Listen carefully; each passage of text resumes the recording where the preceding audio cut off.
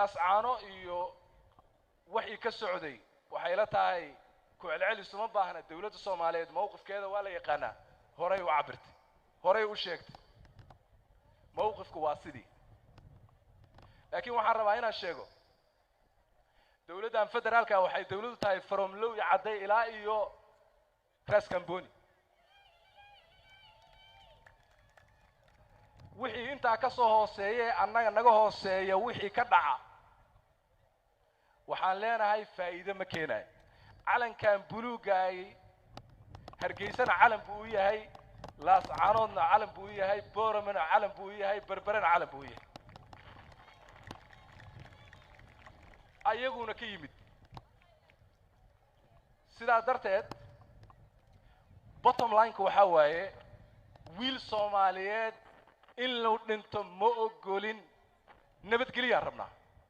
in la wada hadlaan rabnaa in la heshiiyaan la rabnaa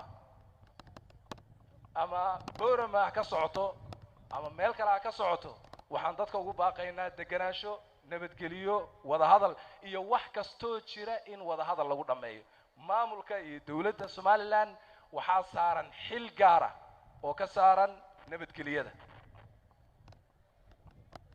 waxa ka saaran xil gaar ah in ay hadii la yiri war ciidankan meesha ka qaada inay ka qaadaan waxa xil ka saaran yahay dadka iyo odayaasha inay la fadhiistaan waxa xil ka saaran yahay in nabadgelyada la ilaaliyo waxaan ugu baaqaynaa nabadgelyada ku soo caana baasheen laakiin markan waxaad moodaa inay nabadgelyada yaraha juuc galay dib u soo celiya nabadgelyadaasna ha lagu wada noolaado dadkuna walaalaha noqdaan siyaasadana waa laga heshiinaa hal dawladaana nahay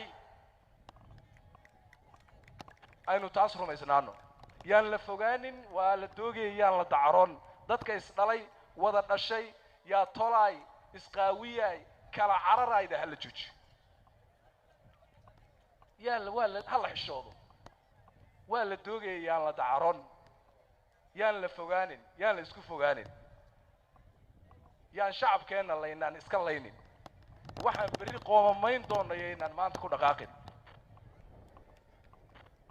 taasna waxaan dhihi lahaa intaas